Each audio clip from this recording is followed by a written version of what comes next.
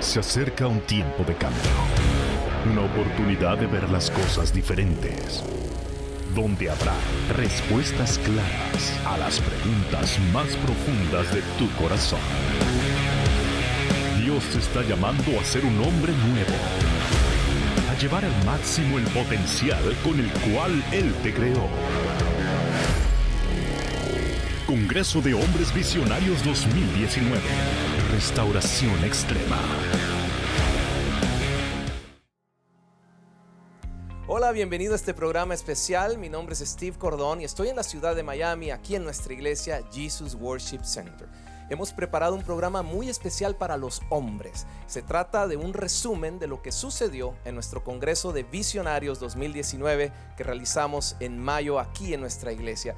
Y quiero decirte que fue un tiempo maravilloso donde cientos de hombres como tú y como yo nos reunimos para buscar de Dios, para escuchar su consejo, para saber cómo enfrentar esos retos y luchas que tú y yo tenemos, pero de la mano de Dios todo es posible. Y tuvimos invitados maravillosos que nos aconsejaron, respondieron muchas de nuestras preguntas, y hoy hemos preparado un programa donde resumimos lo mejor de ese encuentro que aquí duró 2 días, pero que en los próximos minutos te lo queremos llevar ahí a tu casa, ahí donde tú estás. Así que pon mucha atención porque vamos a empezar nada más y nada menos que con el pastor Danilo Montero, que además de presentarnos su música y llevarnos a la presencia de Dios, nos trajo una palabra maravillosa. Empezamos.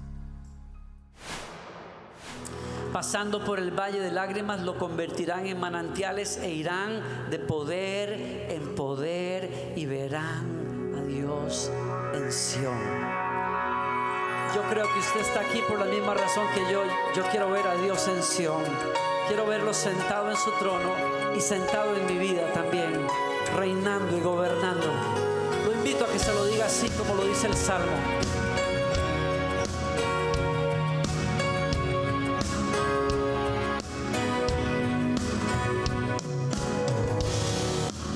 Es mi delicia estar en tu casa.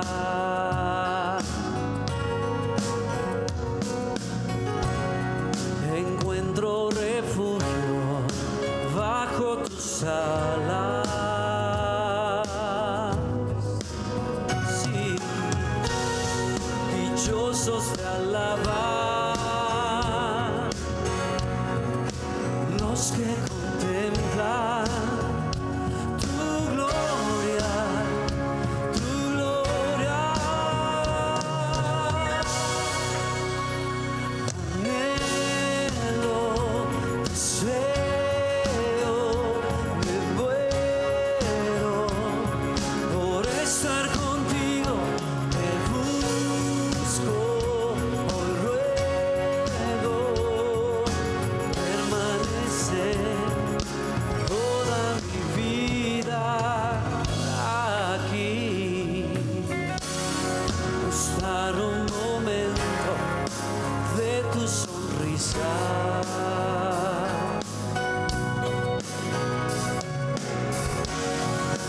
más que un tesoro, más que una vida.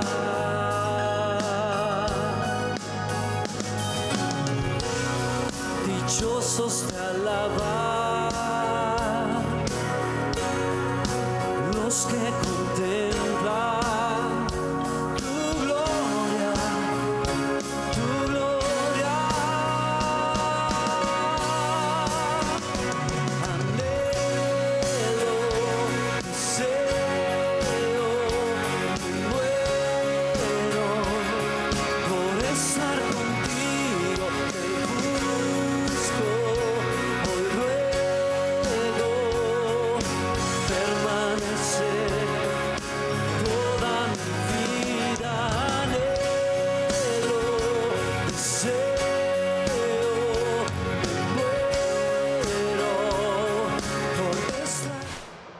Usted me acompaña con su Biblia y busca en 2 de Samuel capítulo 18. 2 de Samuel capítulo 18.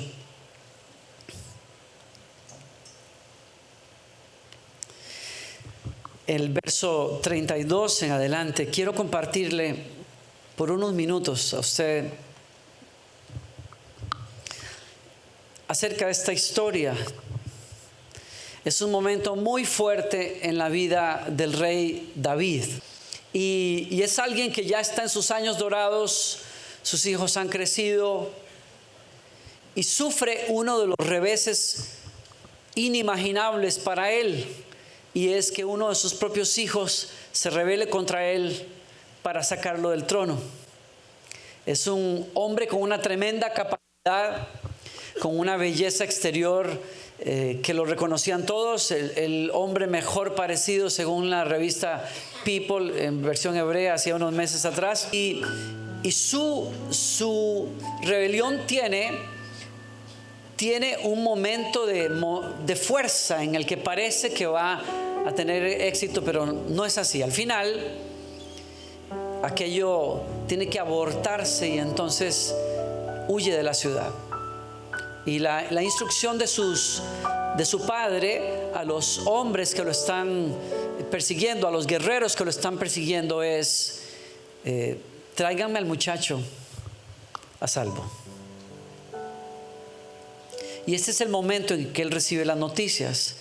Dijo el rey al cusita: ¿le va bien al joven Absalón? Y el cusita respondió: sean como ese joven los enemigos de mi señor el rey y todos los que se levantan contra ti para mal. Y el rey supo lo que había pasado. Y aunque había sido explícito: cuiden la vida de mi hijo, tráiganlo a salvo, uno de sus generales, que aparentemente y durante toda su vida parece ser un hombre fiel al rey, en realidad saca las uñas y abiertamente contradice la orden del rey. Quizás como le pasa a las personas que son el segundo a bordo en una organización, a los escuderos a veces, que son la persona más fiel que uno quiera tener al lado, pero de fidelidad se pasan a veces. Creen conocer también el corazón del hombre al que sirven, que interpretan y asumen cosas que nunca deberían de asumir. Creen que saben mejor que el rey lo que el rey necesita. Y hasta cierto punto tenía razón. Ese tipo de saña, ese tipo de maloso, como un hijo rebelde, tenía que extirparse quizás, en la opinión de ese general. No podía dejarse vivo, porque tarde que temprano volvería cizaña a crecer y a traer ruina al reino. Y entonces él decide dar la orden de que lo atraviesen cuando lo encuentran enredado en sus guedejas. Y ahí está el rey preguntando, y entonces la respuesta casi hasta poética le da la noticia de golpe, sin nada de misericordia. Y el rey se conmueve profundamente y subió al aposento que había encima de la puerta y lloró. Y decía así mientras caminaba: hijo mío, Absalón, hijo mío, Absalón, ¿quién me diera haber muerto yo en tu lugar? Absalón, hijo mío, hijo mío. Usted sabe que Absalón había acabado con la vida de Amón, quien había avergonzado y abusado de su media hermana, y aquello había causado que Absalón tomara la justicia en sus propias manos, y al hacerlo lo que se gana es el destierro. Huye del país, sale del país y no regresa por mucho tiempo. Y a los años su padre lo manda a traer por consejo de Joab, quien le dice: ya pasaron muchos años, por favor, manda a traer al muchacho. Y lo manda a traer, pero cuando viene de camino le dice a los hombres: díganle al muchacho que se vaya a su casa, no quiero verlo. Y por unos años más, ese silencio termina de cocinar la rebelión en el corazón de su hijo. Cuando finalmente acepta verse cara a cara con él, la escritura describe el encuentro breve simplemente con un beso en la mejilla. No hay una palabra, no hay nada, hay silencio.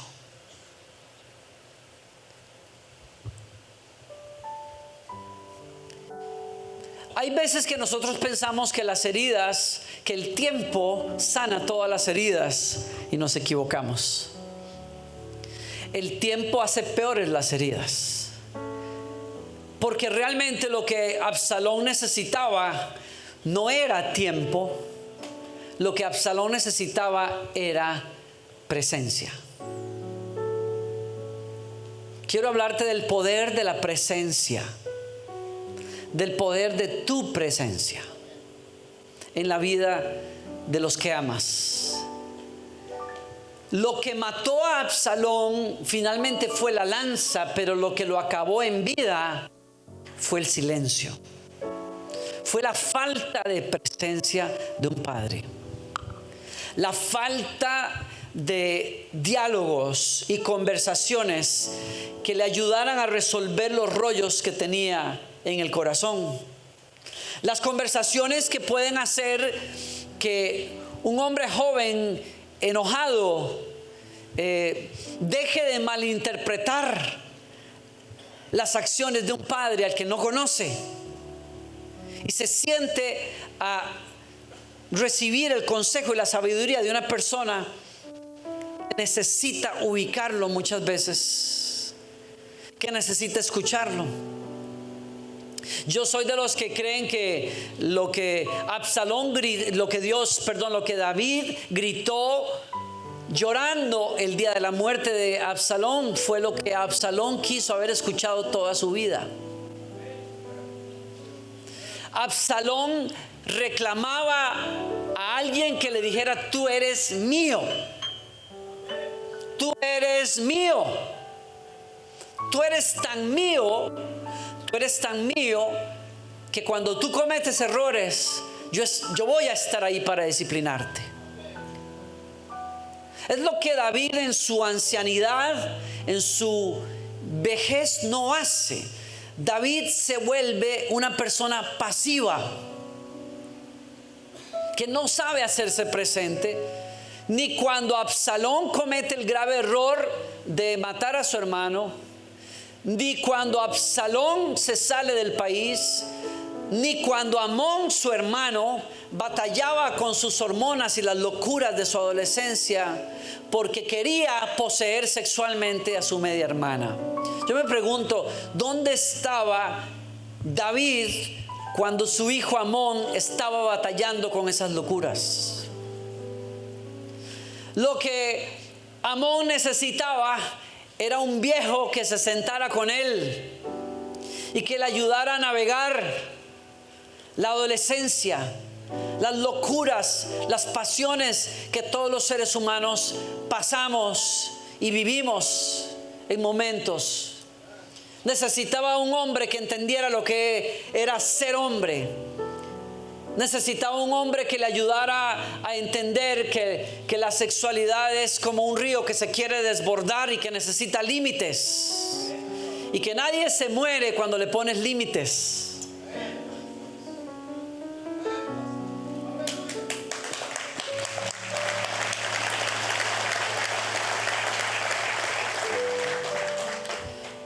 Pero entonces David es el ejemplo del que no está, del que está físicamente pero no está presente emocional y espiritualmente. Y eso debería a todos nosotros de llamarnos profundamente la atención para reflexionar acerca de nuestras vidas, acerca de lo importante de que yo me haga presente en la vida de las personas a las que yo más amo, sean mis hijos, sea mi esposa, sean mis ovejas, sean mis líderes.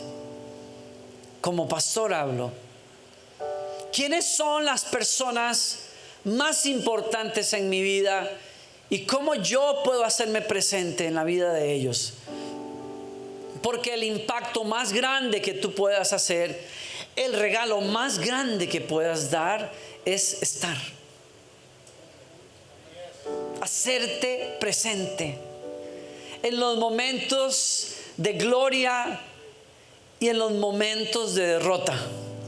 En los momentos en que hay aplausos para ellos y en los momentos en que no los hay. En los momentos en que son acertados en lo que hacen y en los momentos en que no.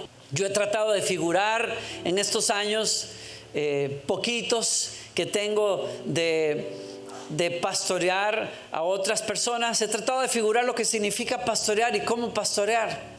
Y me encantó simplemente escuchar, repetir a algunos amigos míos en el equipo de especialidades juveniles que dirige el doctor Lucas Leis, definirlo de una manera sencilla y repetirlo una y otra vez. Es simplemente acompañar a las personas en el viaje de la vida. Y claro, y añaden al final, y en ese viaje y a través de ese viaje traerlos al Evangelio y ayudarles a navegar la vida acompañados del Evangelio, encarnando el Evangelio y lo que Él significa en cada uno de los retos de la vida. Y cuando tú defines la pastoral así, te das cuenta de que no es tan complicado. No es que sea fácil, pero no es complicado. Es que el regalo, ¿se han dado cuenta ustedes, los que son padres, cuántas veces nos complicamos nosotros para tratar de figurar cuál será el mejor regalo que le podemos dar a nuestros hijos en su cumpleaños o en la Navidad? No sé. Y los que tenemos hijos pequeños, o los de ustedes que recuerdan, se darán cuenta que muchas veces un pedazo de palo, una calcomanía, un carrito viejo, un muñeco de plástico, el más pequeño de todos, no el Lego ese con un montón de hasta microondas traía incluido, sino el juguete de plástico más sencillo fue el que les hizo gracia. Y entonces nos damos cuenta que perdemos el punto, que en una sociedad de consumo perdemos el punto fácil, rápido, porque queremos todos los años impresionar con algo más y algo más. Y algunos chicos muy astutos pues terminan aprendiendo el juego y se aprovechan de ese juego y quieren el último modelo y la última versión, y usted juega también con eso porque nos volvemos consumistas y nos encanta esa vaina, pero al final nos damos cuenta que realmente lo que ellos necesitan es algo muy sencillo. Es a mí.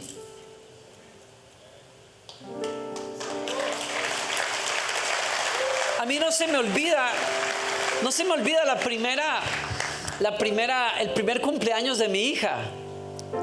No se me olvida porque, bueno, hubo todos unos preparativos increíbles para esa fiesta y mi suegra había venido para pasar el fin de año y ella enloqueció preparando cosas junto con mi esposa, y fueron comidas y cupcakes y decoraciones y yo recuerdo el día que llegó la fiesta del primer año, cómo corríamos porque íbamos a tener amiguitos de la iglesia, amigos, señoras, en fin, que llegaban a la casa. Estábamos decorando la casa lo mejor que podíamos, y entonces el display de los cupcakes y de las bebidas y de las comidas para los adultos, y aquello era una locura, corriendo de un lado a otro porque la hora se nos vino encima y nosotros no teníamos todo listo. Y yo recuerdo que en medio de lo que corríamos oigo los gritos de mi hija, que está sentada en el piso por ahí en alguna parte, en una alfombra que habíamos puesto,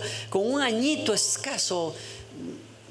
La teníamos en un Moisés, no sé en qué cuestión la teníamos, pero y oigo los gritos de mi hija por ahí y yo trato de parar, pero es que hay tanto que hacer y de pronto me cae el 20.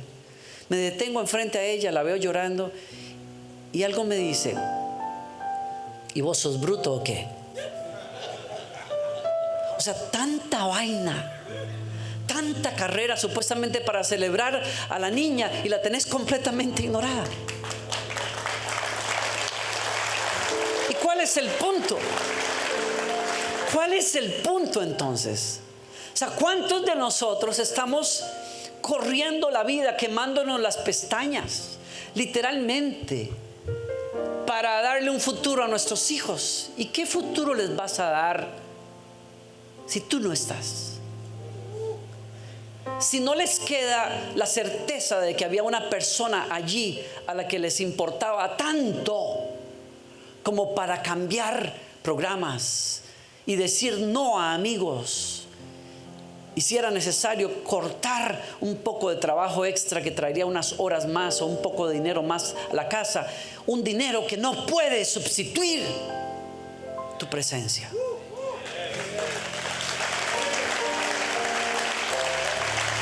Y entonces, ¿cuál es el punto?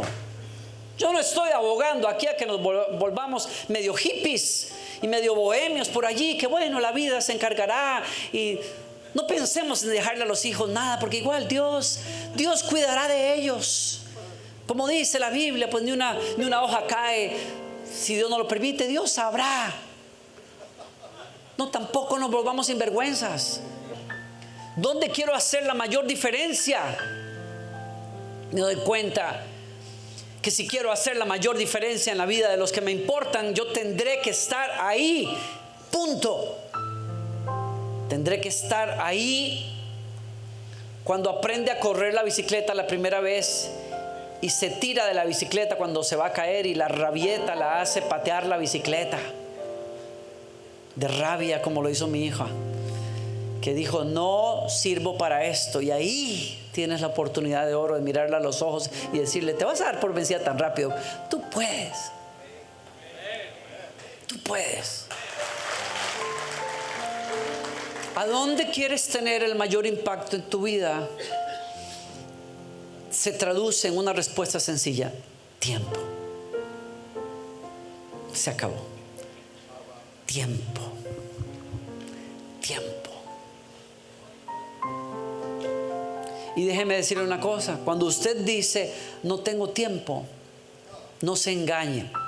Uno tiene tiempo para lo que quiere.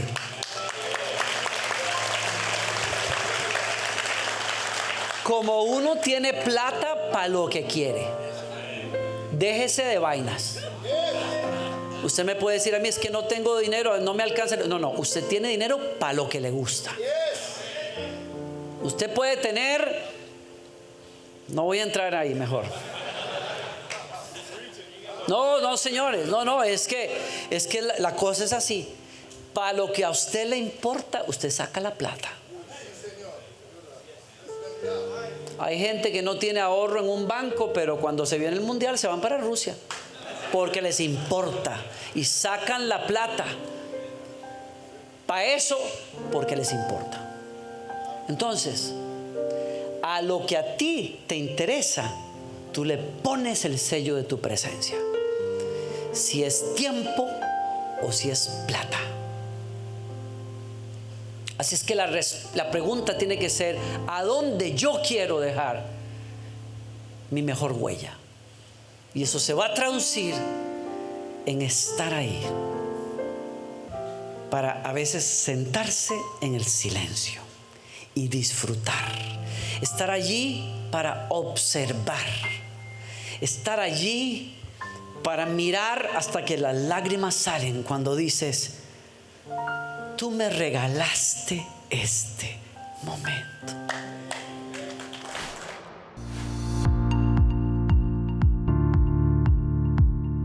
Es poderoso unir esas dos cosas: hombres visionarios, personas que están en búsqueda de entender el propósito que tienen ellos en esta tierra, que es un propósito divino, que es realizable porque Dios está con nosotros, y que eso nos va a enfocar a dar una serie de valores y de principios por los que vamos a vivir con tal de llegar a ese destino.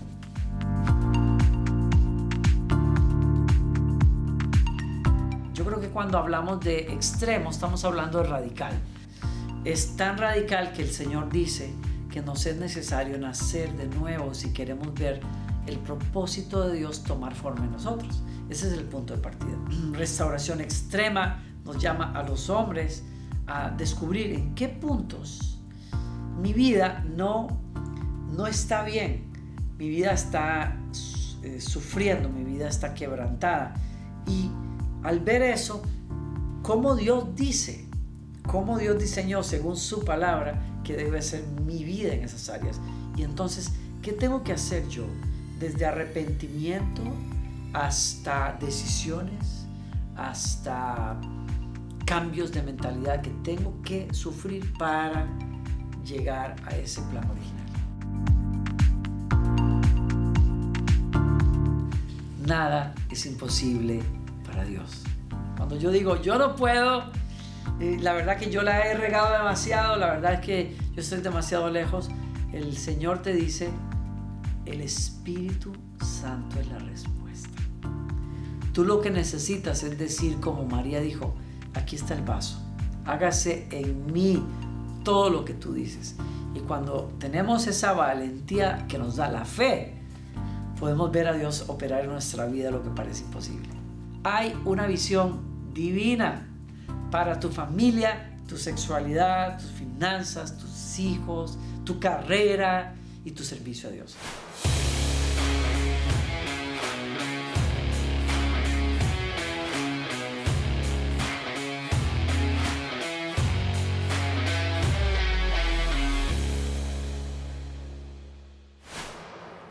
Qué tremenda enseñanza y consejo hemos escuchado en labios de Danilo Montero. Sin duda alguna, Dios ha puesto algo en su corazón que era específicamente para ti que nos estás viendo hoy. Y vamos a continuar porque apenas es el inicio de este especial y ahora vamos con otro pastor que queremos muchísimo, que nos ha acompañado por muchos años en diversas actividades en nuestra iglesia y tiene una sabiduría impresionante para hablarte a ti, hombre. Se trata del pastor Rey Matos desde Puerto Rico y vamos a escuchar lo que él nos trajo en medio del Congreso Visionarios 2019. Dentro de mi familia yo no tengo modelos a seguir, yo no tengo un role model, yo no tengo a nadie a quien imitar. Pero entonces ahora en la iglesia estoy viendo a la gente fracasar, a la gente llena de Dios fracasar, a la gente que conoce las escrituras de una manera impresionante, los estoy viendo fracasar. Inclusive estoy viendo a mis pastores fracasar. Entonces yo me decía, ¿qué yo voy a hacer? Y recuerdo que se me generó dentro de mí una indignación. Y perdonen mis emociones, pero es que me provocó indignación. Y fue una indignación de pensar que Cristo viene pronto. Se supone que lo celebremos, ¿verdad? Mejor. Pero yo sentí la indignación de saber que Cristo viene pronto. La indignación de saber que en la Biblia está profetizado que estos serían los tiempos de la apostasía. Que este sería el tiempo donde el amor de muchos se enfriaría.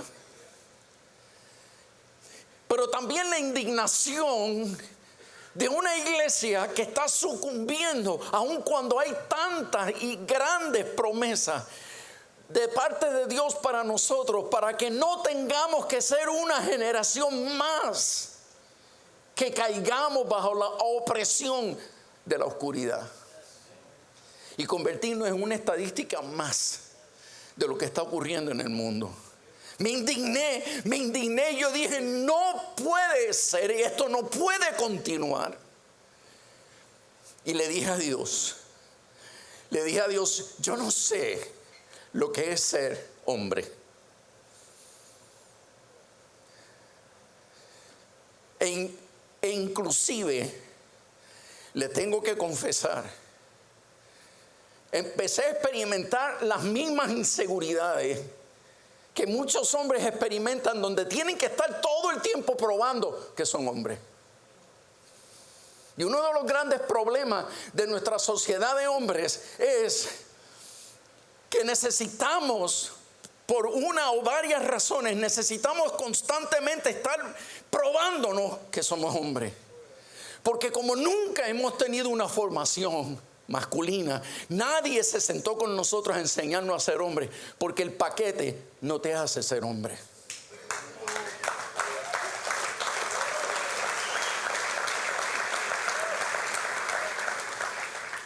Las canicas no te enseñan a ser hombre. Dios diseñó la hombría para que fuese transmitida de un hombre a otro.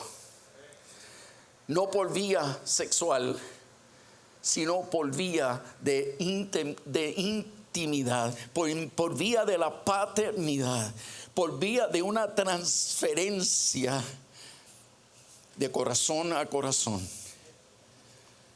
Porque hay hombres que parecen unos macharranes, pero su corazón es un corazón inseguro porque no saben quiénes son.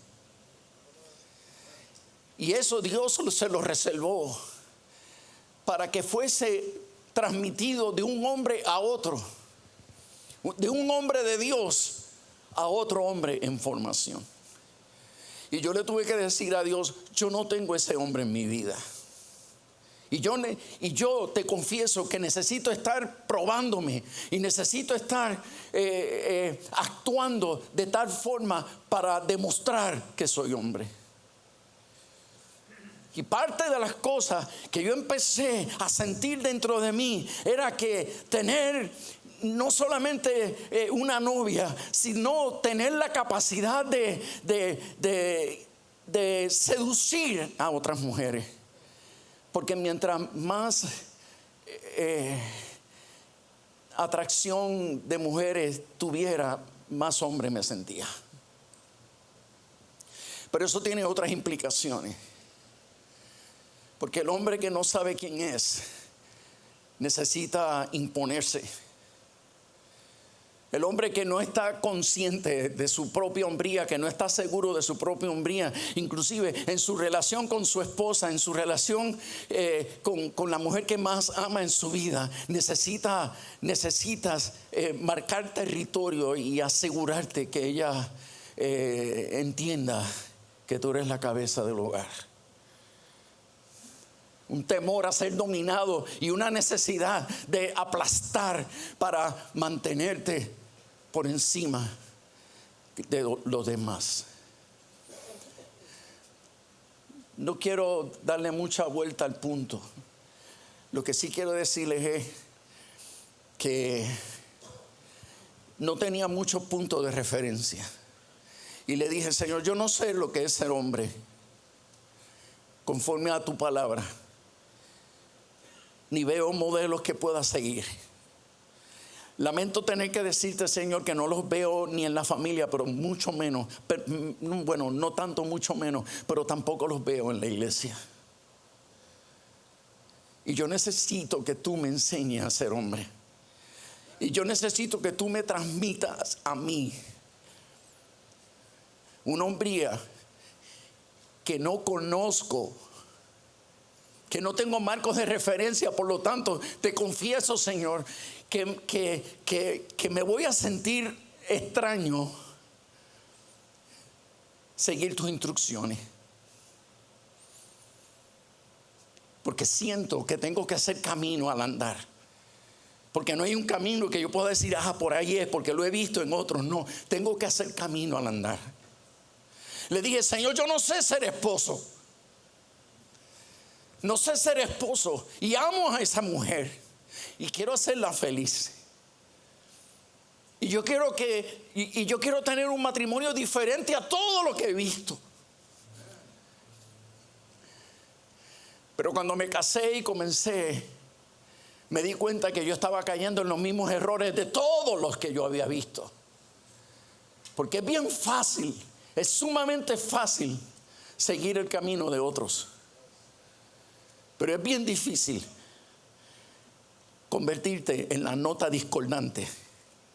Y es bien difícil hacer cultura en contra de una cultura.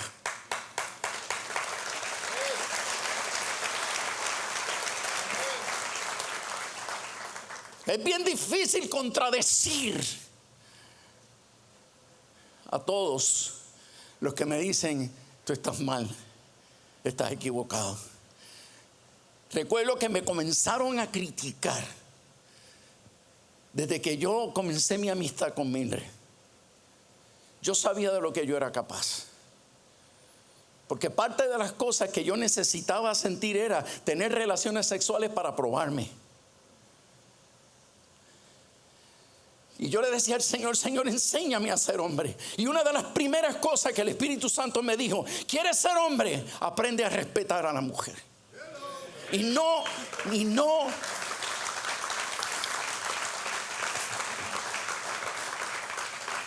te atrevas a poner un dedo sobre su cuerpo con la intención de sacar placer de eso. Respétala, cuídala, hónrala. ¿Y sabes qué fue? Tan fuerte se me metió por dentro. Dos cosas se me metieron bien fuerte por dentro. Ese consejo de Dios, si la amas, no se te ocurra sacar placer de ella. Y dos, se me metió bien fuerte la conciencia de lo que yo era capaz de hacer si no seguía las instrucciones de Dios. ¿Sabes qué descubrí? Que la gente más espiritual son las más que se cuidan. Que la gente más espiritual son las que saben lo carnal que lo pueden lograr ser. Y que la gente espiritual no andan dándose lujo, sino que la gente espiritual, ¿dónde está el margen? Ahí. Yo me mantengo aquí porque yo, como hombre espiritual, sé lo débil que soy.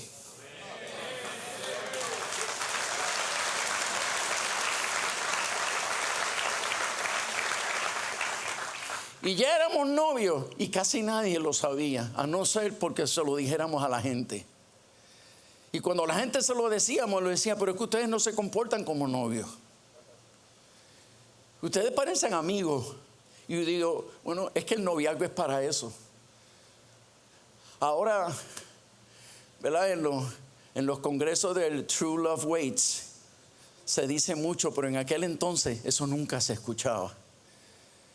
Fue algo que me lo puso Dios en mi corazón bien fuerte.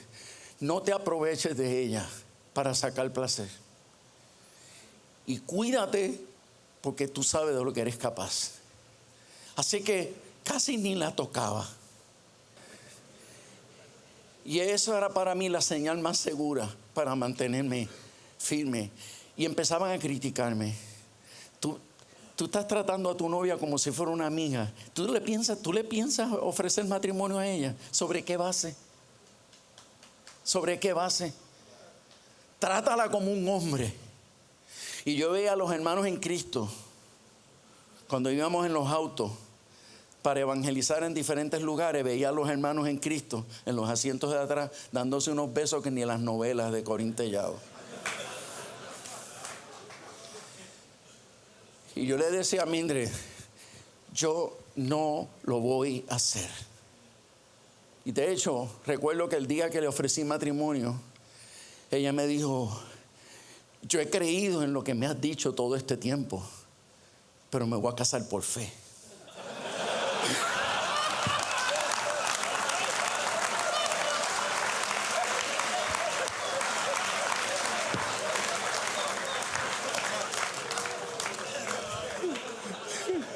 Y yo le dije, mi amor, el justo por la fe vivirá. Y tú verás, cuando tenga licencia, cuando tenga el permiso, tú verás.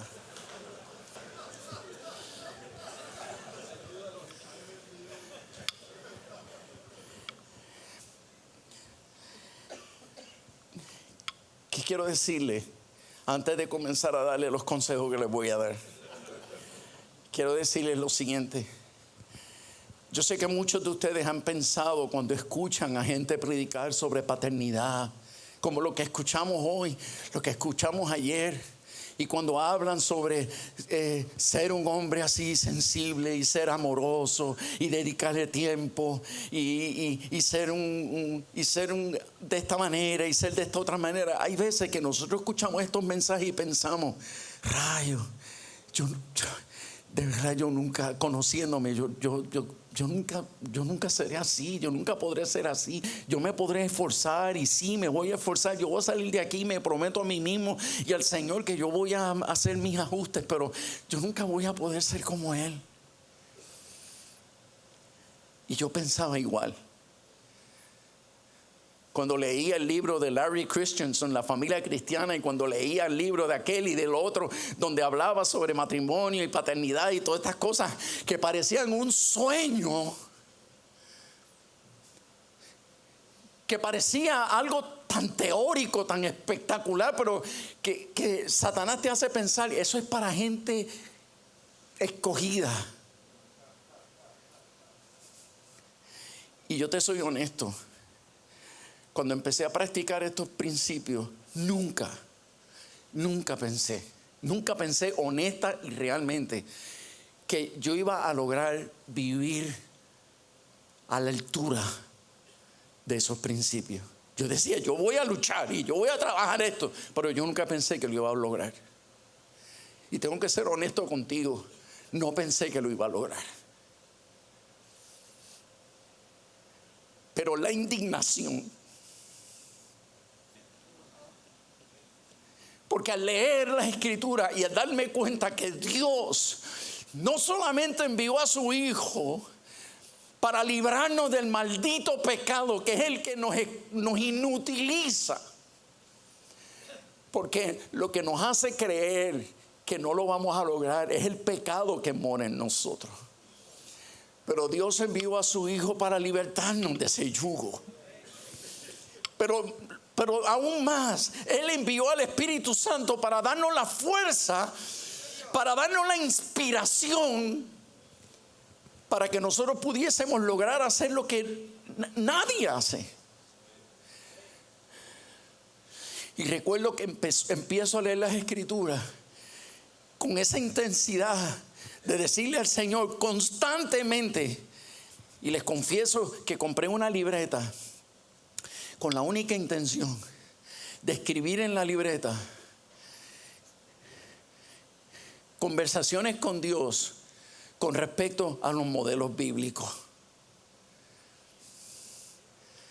Leía de Pablo, leía de Moisés, leía de David y escribía en mi libreta: Señor, dame el corazón de David en esta área de su vida. Dame el corazón de Moisés en esta y esta área de su vida. Yo quiero ser como él en esto y en esto.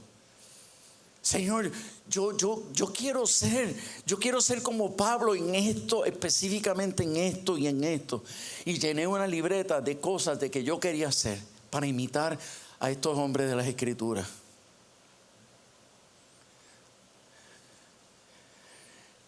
La indignación que me hizo ir en contra de la idea que las cosas están tan y tan malas, que aunque Dios tiene este sueño no se va a poder cumplir, sino hasta después que Él venga cielos nuevos y tierra nueva. Porque la condición humana está tan deteriorada que es imposible que nosotros podamos vivir así. Pero me dio indignación pensar que nosotros no podíamos vivir así. Y yo le dije al Señor: mira, Señor, el más débil de los hombres soy yo. El más incapaz soy yo. El más inseguro, el más ignorante, en fin, cuántas cosas. Pero yo me quiero gastar el lujo de intentar. Y me quiero gastar el lujo de creer que se puede vivir a la altura del evangelio que tú viniste a predicar.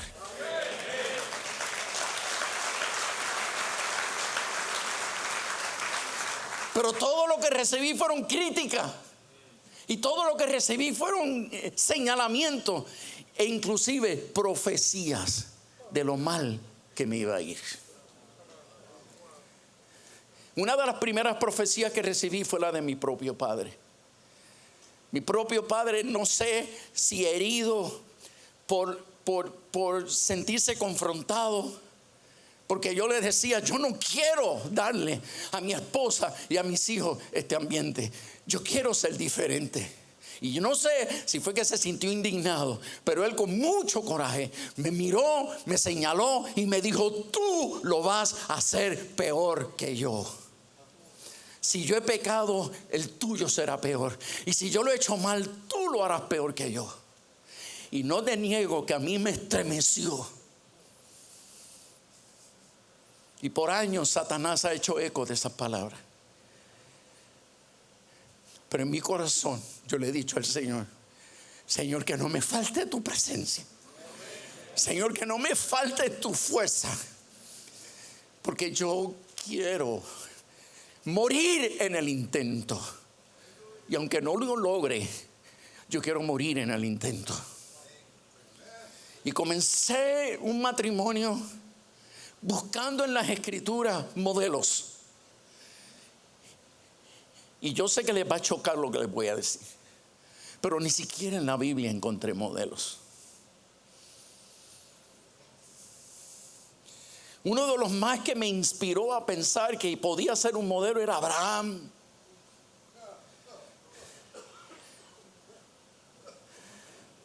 Pero Abraham, por cobardía, tiró al medio a su mujer. Y yo dije, rayos, Señor, ¿qué es esto? Y de momento me iba a inspirar en David, y de momento David le metió y Salomón con sus 1000 mujeres. Yo dije, no hay forma de buscarle en él. ¿Ok?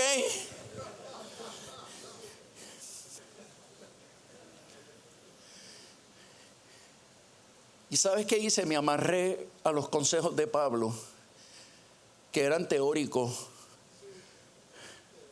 porque Pablo no estaba casado. Él no podía modelarme, solo podía compartirme el consejo de Dios.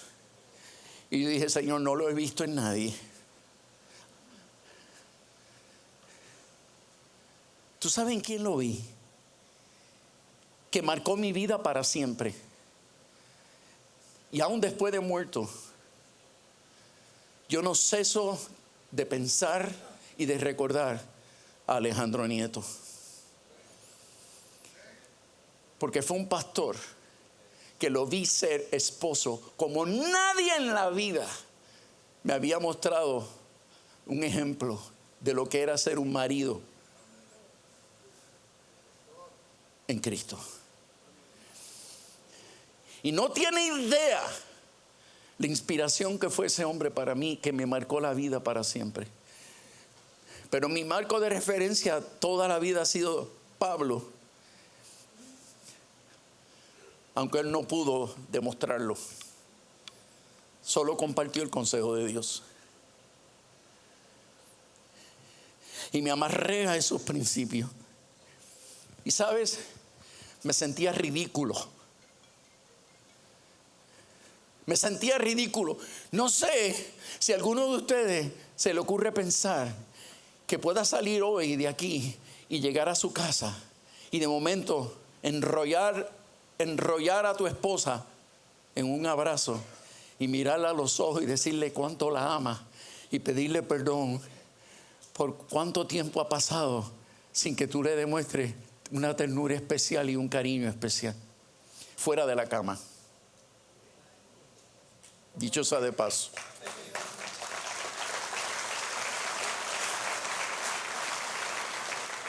Pero el solo pensarlo, que yo fuese a hacer una cosa así, yo me sentía ridículo y me sentía incómodo. Y yo decía, pero Señor, me siento fresita.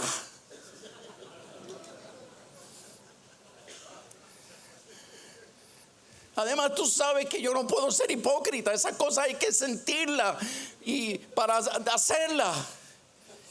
Y lo que ya ustedes saben, lo que Dios me contestó cuando yo dije, Señor, yo no puedo ser hipócrita.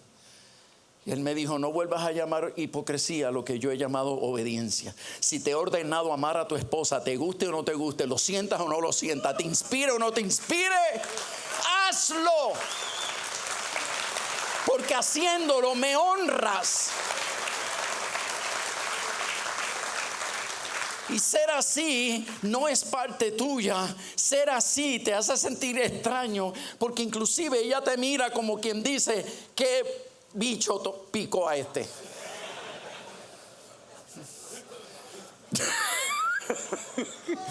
Ella misma te mira como quien dice, como una vez mi esposa me dijo: he llegado a pensar que tú tienes el síndrome de doble personalidad.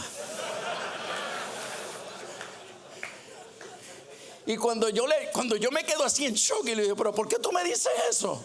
Y dice: porque ahorita estabas huraño, con el ceño fruncido, así malhumorado como siempre, y ahora me sorprendes con un abrazo, con un beso, una ternura. Tú tendrás doble personalidad.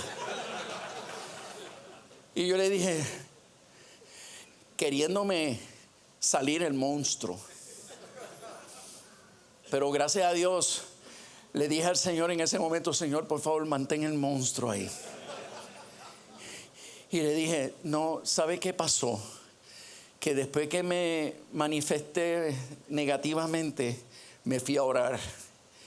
Y el Señor me reprendió. Y leí la palabra. Y el Señor me inspiró a hacer lo que estoy haciendo ahora.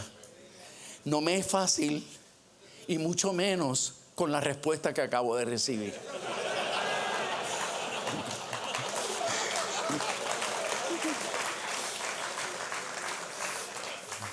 ¿Y sabe qué mi esposa me dijo? Yo sé que lo que me dijiste no lo sentías, pero ¿sabes qué? Miénteme más, porque me fascina, me encanta. Mire, porque todo el mundo se apantalla y dice: wow, qué maravilloso, qué tremendo, qué hombre, ¿verdad? Y hay algunas mujeres, algunas de las esposas de ustedes han cometido la barrabasada de decir: necesitamos un rey Matos en esta casa. Eso es una barrabasada. Y si este mensaje llega a las mujeres, mire, jamás vuelva a decir una cosa como esa.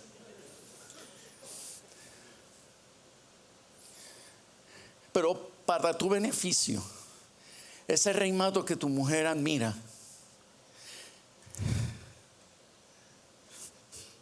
ha sudado la patria.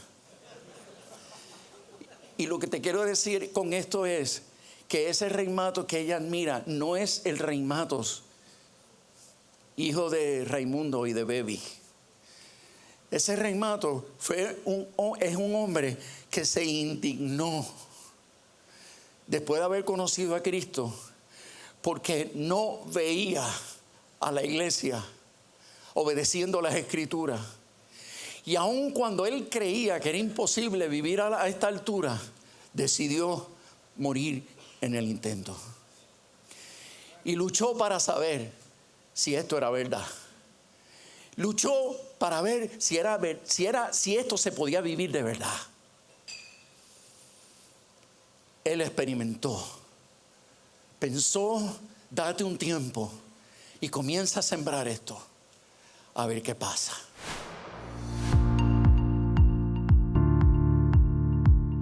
Inmediatamente lo que pienso es en hombres que son capaces de ver lo que otros no ven. Y obviamente son hombres que están viendo a través de los ojos de Dios, porque hablan con Dios. Y entonces Dios le siembra sueños. Y hay veces que aún al que lo siente y lo ve, le puede parecer una locura, pero sabe que esa inspiración viene de lo alto. Es una transformación que sufre una persona al grado que la gente que los conoce tienen que decir: a ti te ha pasado algo extraordinario, tú no eres la misma persona que te ha pasado. Gente que tienen que decir: Dios existe, porque tú no eres la misma persona. No, fíjate, no creo. Me parece que lo más vil, lo más sucio, es más, te voy a contestar de esta manera. Creo que cuando peor esté, cuando más profundamente contaminado esté, mientras más desgraciado esté, Dios más se empeña, se afana, si está bien usar esa palabra, por salvarlo. Porque si esa persona llegase a responder a ese llamado seductor de Dios para venir a su brazo, la gloria de Dios va a ser mostrada de una forma mucho mayor. Quiere decir que mientras más abunde el pecado en una persona, pues mayor será la gracia y mayor será la gloria que revelará al mundo la certeza de que hay un Dios vivo. Así es que creo que no hay nada, absolutamente nada que Dios no pueda restaurar. Puede que tú estás aquí y tu rol en la vida puede tener muchas variables. A lo mejor eres un empresario, eres un profesional, a lo mejor eres un ministro de Dios, a lo mejor eres estudiante o eres un joven que está decidiendo qué carrera tomar. Sea cual sea tu posición allá afuera, hoy tu posición aquí adentro es de hijo. Tú eres hijo y tienes un padre que te ama tanto y que esta mañana ha preparado un banquete para ti. Ahora yo te pido que levantes tus manos y le digas: Espíritu Santo, haz lo que tú quieras en mí. Dile: Padre fiel, aquí estoy, haz lo que tú quieras en mi vida. Y mientras tú estás con tus manos levantadas, oramos que el Espíritu Santo te toque. Las promesas que el Padre te ha hecho se hagan vida en ti, que sean un ancla para que te mantengas firme en medio de toda tormenta. Que su Espíritu Santo hoy te ministre en esta mañana. Vamos, levanta tus manos. Es la presencia de tu Espíritu que me recuerda tus promesas y me susurras al oído que estás aquí conmigo. Es tu consuelo que me abraza, ahora mismo sanando todas mis heridas.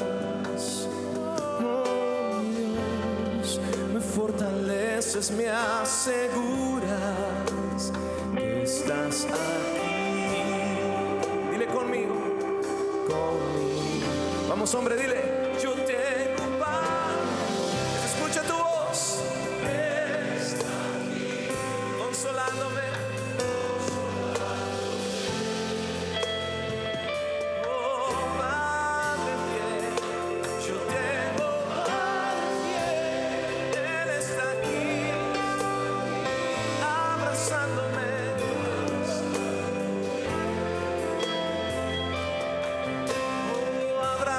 Señor, es la presencia de tu Espíritu que me recuerda tus promesas. Oh, háblanos, Dios, y me susurras al oído que estás aquí, estás aquí. Créelo, hombre, dile conmigo. Es tu consuelo, Dios, es tu consuelo que me abraza, sanando toda herida, sanando todas mis heridas. Oh, mi Dios, me fortaleces, me aseguras que estás aquí.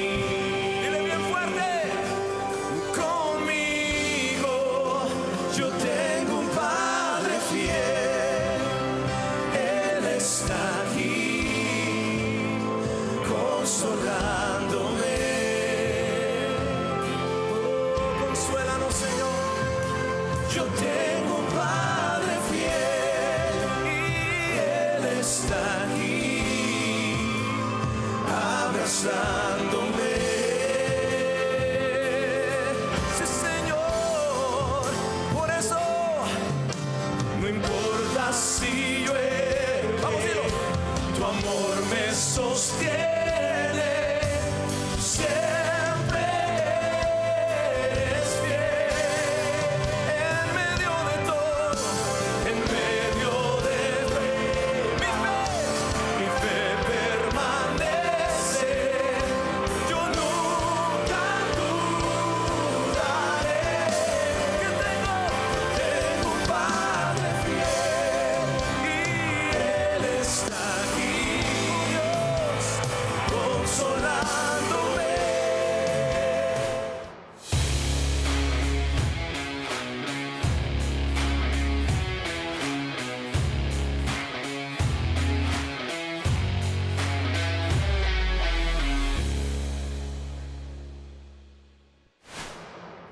Durante el Congreso Visionarios 2019 estuvimos también respondiendo a las preguntas de nuestra audiencia. Cientos de hombres vinieron y muchos de ellos nos enviaron sus preguntas. Estoy seguro que algunas de ellas te van a hablar a ti porque tú también tienes preguntas. Y oramos para que estas respuestas que los hombres de Dios que invitamos nos dieron puedan hablarte también a ti, así como nos hablaron durante esos 2 días maravillosos en este Congreso. Así que vamos a escuchar lo que nos dijo Rey Matos, Danilo Montero y Frank López en las preguntas de nuestro panel.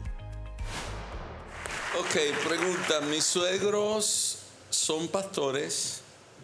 La pregunta es, ¿cómo puedo hacer para tener una mejor relación con ellos sin que me afecte sus errores como seres humanos?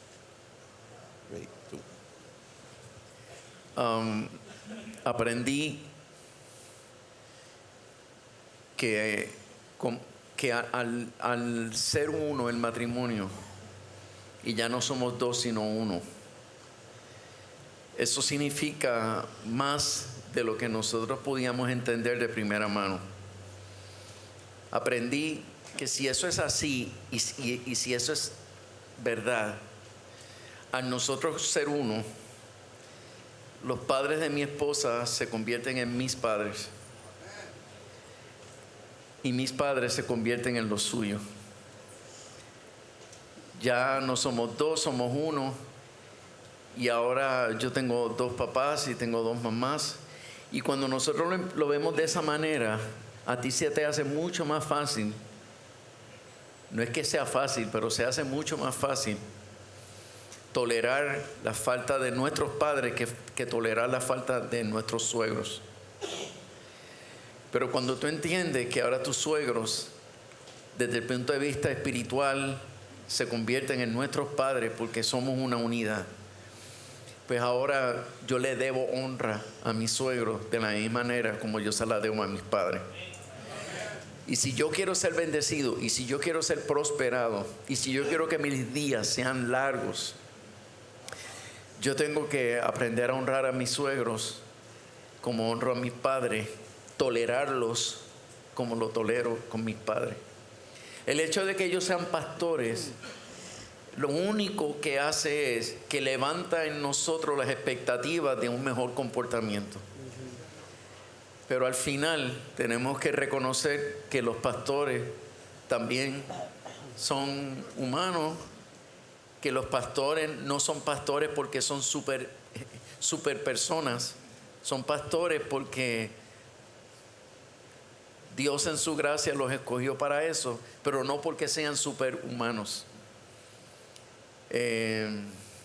Así es que el hecho de que sean pastores crea en nosotros un pequeño problema adicional, y es porque su ministerio levanta nuestras expectativas y nuestras frustraciones o decepciones son mayores cuando se trata de padres pastores o suegros pastores.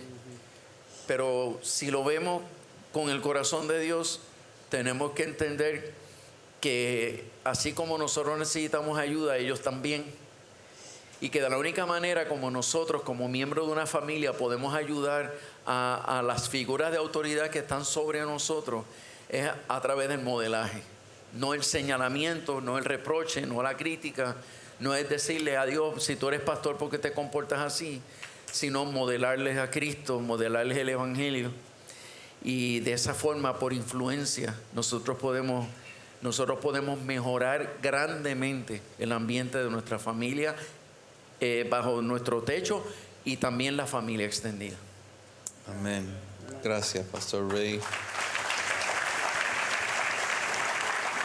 Ok, Danilo, ¿cómo se logra romper con el temor de fracasar por no cumplir el propósito de Dios en mi vida dentro del Evangelio y también con mi función de familia como esposo y papá? Yo creo que ninguno de nosotros logra avanzar en su caminar de fe si no descubre el poder de la gracia de Dios. El poder de la gracia que ya nos perdonó, que ya nos recibió y que ya ganó todo aquello que nosotros podamos necesitar, como dice Pedro, todo lo que pertenece a la vida y a la piedad nos fue dado ya a través de nuestro Señor Jesucristo. Entonces, cuando caminamos en la vida cristiana sin entender el marco de la gracia sobre nuestras vidas, el temor es la respuesta inmediata. Siempre va a ser el temor a no complacer a Dios, el temor a no dar la talla, y el temor a fracasar. Pero cuando la gracia de nuestro Señor Jesucristo está ahí como el marco en el cual vivimos, la historia es distinta, porque no es que nos relajamos para decir la gracia lo va a hacer todo, es que entendemos que precisamente la gracia entra en donde yo no doy la talla. Y entonces yo te animaría a revisar una y otra vez el ejemplo y las historias de los hombres y mujeres de Dios en la Escritura, porque la gracia está en todas las Escrituras. Está desde el momento en que el hombre cae y Dios cubre la desnudez de ellos, hasta en hombres como Jonás, que se revela abiertamente contra la voluntad de Dios y dice: yo no quiero ir a predicar a mis enemigos porque sé lo que Dios va a hacer, sé que Dios los va a perdonar. Y entonces, en vez de tomar un barco, ir a Nínive, toma un barco en la dirección completamente contraria. Y sin embargo, la Escritura nos enseña a nosotros que cuando Dios tiene que estorbar el camino de sus hijos, lo hace. Y cuando Dios tiene que humillarnos, lo hace. Como un padre nos trata a nosotros, como nosotros tratamos a un hijo, con tal de conducirlo al camino correcto.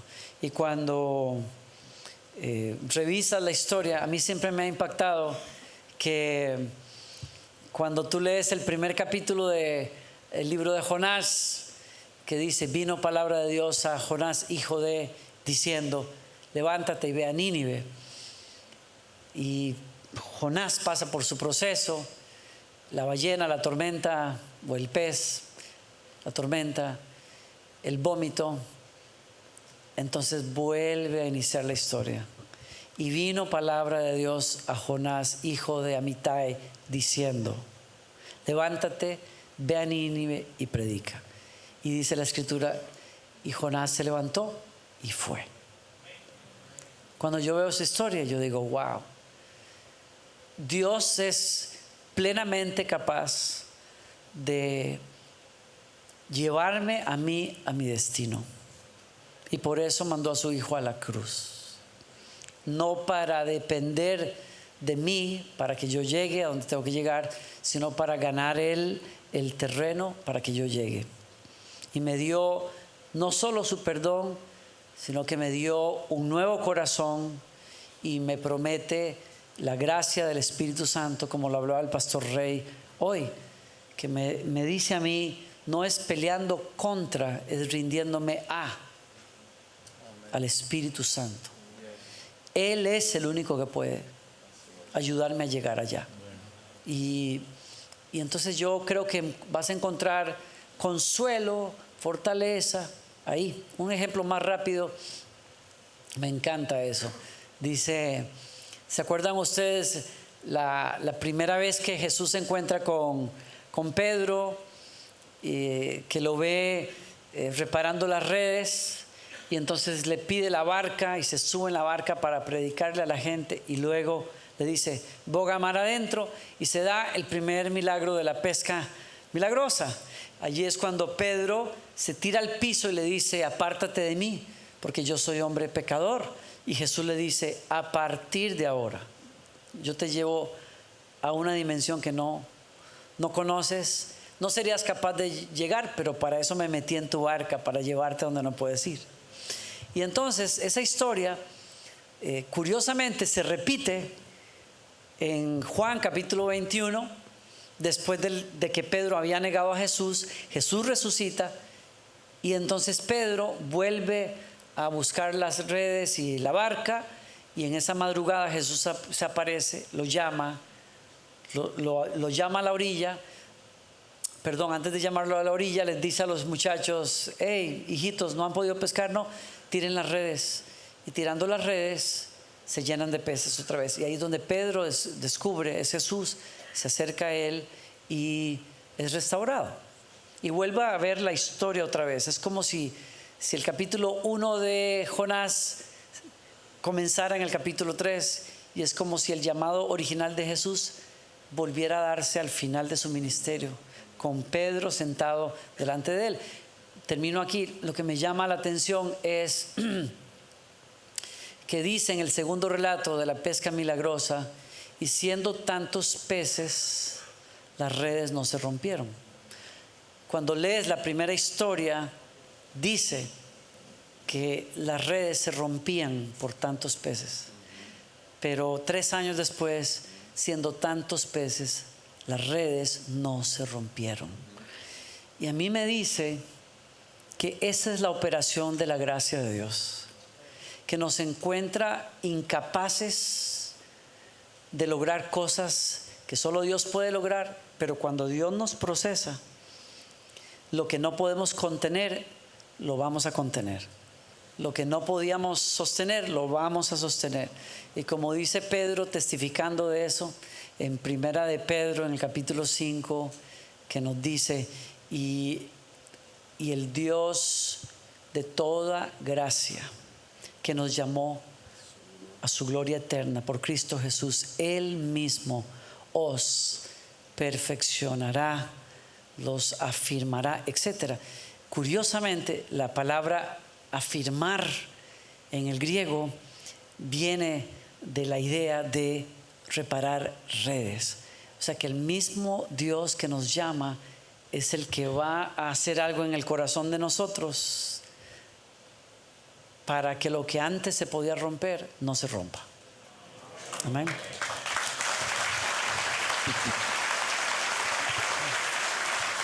Gracias, muy bueno. Para el pastor Rey, mi esposa tuvo un problema de infidelidad de su papá, muy difícil cuando ella era joven. Actualmente no quiere ni hablar de eso y nos trae consecuencias en nuestro matrimonio. ¿Qué puedo y qué debo hacer para ayudarla? No hay duda que toda experiencia traumática necesita atención. Estoy muy de acuerdo que el tiempo no sana nada, lo que hace es empeorarlo o endurecerlo. Entonces creo que aun cuando ha pasado tanto tiempo y ella ya no quiere ni tocar el tema, pero es obvio que está afectada por eso, y probablemente tú estás pagando los platos rotos, pues yo creo que debes tomar el toro por los cuernos. Y eso significa que tú no vas a esperar a que ella esté de acuerdo. Tú vas a sacar una cita con una psicóloga cristiana, repito, con una cristiana psicóloga, que pueda atenderla y ayudarla a ir a ese momento y ayudarla a procesarlo hasta lograr sanar.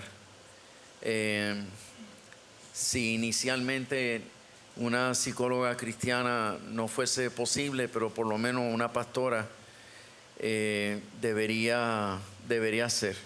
Así es que asume la iniciativa, no espere que ella esté de acuerdo, saca la cita y infórmale que tal día, tal hora hay una consejera, una pastora o una psicóloga cristiana que la va a atender.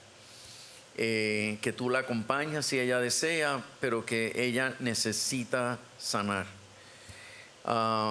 Si se molesta, no importa, sé firme, porque nosotros los hombres cristianos tenemos que ser mucho amor, obviamente, y tenemos que aprender a ser muy mansos, y tenemos que aprender a ser muy sensibles, pero en lo que tenemos que ser firmes, tenemos que ser como Cristo, que aunque Él era cordero, pero también Él era el león. Y Él es amor, pero también es fuego consumidor. Y nosotros los hombres tenemos que hacer un balance en nuestro carácter. Y tenemos que tener un corazón de cordero, pero un caparachón de león. Y ese caparachón de león es necesario para cuando tenemos que ponernos firmes y decir, por aquí es que vamos. Y si no estás de acuerdo, no te estoy consultando. Estoy haciendo esto por amor a tu alma, por el beneficio de nuestra familia. Así es que no lo postergues, por aquí vamos. Así que te aconsejo, repito, que agarres el toro por los cuernos y tome las decisiones tú. Amén. Muy bien. Me dicen cuando me queda poco tiempo, ¿ok? A los tres pastores, los tres hablaron de que no somos perfectos. ¿Cómo puede ser eso cuando Dios dice que somos hechos imagen y semejanza de Él? Es sencillo, nosotros no somos perfectos, pero la visión es, vamos en pos de la perfección. Y nosotros tenemos que hacernos de la idea que seremos perfectos. Y mientras haya progreso, Dios se agradará de nosotros. Lo que Dios aborrece es el estancamiento, mucho más el que vayamos para atrás. Pero Él ha dado talentos, y esos talentos se supone que produzcan frutos. Y Él va a ir a pedir cuentas por los talentos que nos dio. Así es que sí hablamos de realidades que hace 3 décadas atrás la iglesia no aceptaba. La iglesia no aceptaba por un falso espiritualismo de que los hombres de Dios podíamos tener debilidades, y la realidad es que esa gente ocultaron la verdad por querer dar una impresión equivocada de que el evangelio hace de la gente gente súper poderosa. Y sí, yo creo que el evangelio transforma la vida de la gente. Y sí, yo creo que Dios proveyó al Espíritu Santo para darnos el poder para hacer cosas sobrehumanas, sí. Pero también creo que eso es un proceso de madurez, desarrollo y crecimiento. Y que en ese proceso, pues nosotros tenemos que ser realistas y tenemos que ser pacientes. Y no dejarnos engañar por ese falso concepto de que los lavados por la sangre de Cristo ahora somos perfectos. No estamos donde queremos, pero vamos en esa dirección. Cuando interpretamos perfección, no significa ausencia de pecado o debilidad. Perfección en el sentido en que la Biblia lo pone. Por ejemplo, cuando Jesús dice, sean perfectos como vuestro Padre Celestial es perfecto. No está hablando del tema de pecado, está hablando de alcanzar la madurez en algo, de funcionar en un diseño de Dios en el lugar en donde Él quería que funcionáramos. Y yo creo que, por otro lado, es un error pensar que el ser semejantes a Dios en algunos aspectos nos hace iguales a Dios. Nosotros no somos Dios. Somos semejantes a Él en ciertos aspectos. San Pablo dice, tenemos esta gloria contenida en vasijas de barro. Siempre tendremos que aceptar que hay un elemento de humanidad tan fuerte en nosotros que siempre hará más evidente lo sobrenatural de la presencia de Dios y de la obra de Dios en nuestras vidas. Y en un sentido de eso se trata. De eso se trata. Pablo dice, me voy a gloriar entonces en mis debilidades, porque cuando soy débil, entonces Dios se ve fuerte y se manifiesta fuerte en mi vida. Yo no puedo querer esquivar ese elemento de imperfección. El elemento de imperfección nos va a llevar a darle la gloria a Dios por lo que Él manifiesta en nosotros. Amén. Ok, una más. Las bebidas alcohólicas. ¿Puede un cristiano estar bebiendo bebidas alcohólicas, Danilo?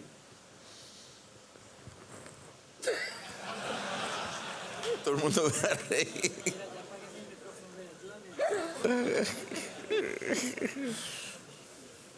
Empieza tú y después Danilo y ya. Bueno, como tú eres el pastor de la casa, él es la última palabra. Él es la última palabra. Yo lo que le puedo contestar es, a la luz de las Escrituras, la Escritura lo que considera pecado es la embriaguez. Jesús tomó vino. Hay gente que tiene teorías de que era jugo de uva y sacan un montón de cosas de la historia y no sé qué y cuentan y dale que es tarde. Pero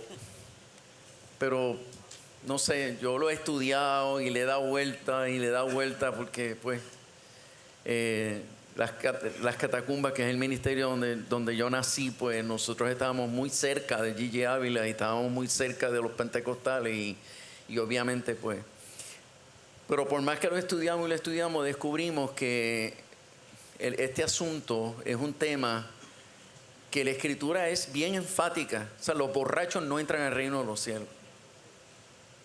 Y la gente que se embriaga peca porque pierde el control de su vida.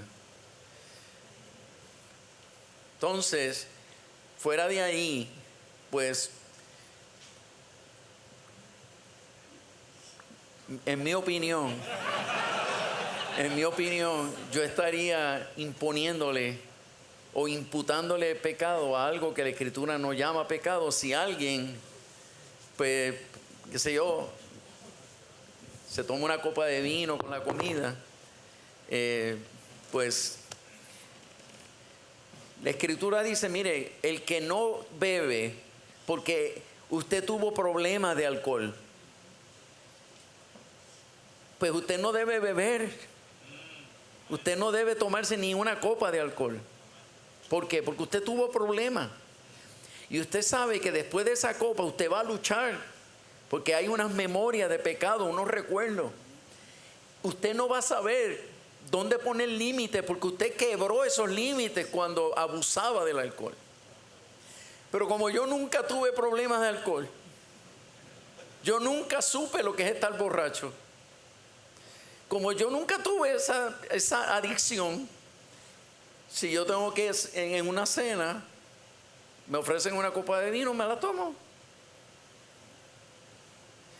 Ahora, si yo veo a un cristiano que en su opinión o en su debilidad considera que tomar es pecado, ¿usted cree que yo le voy a tomarme la copa de vino libremente delante de él? Lo puedo hacer libre en mi conciencia, pero por amor a él no lo hago.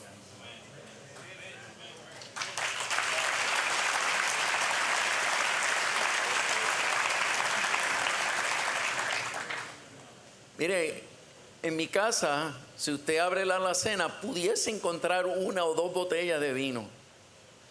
Pero aún esas dos botellas de vino, usted va un año después y va a encontrar por lo menos una sin abrir. ¿Por qué? Porque a mí se me olvida que eso está ahí.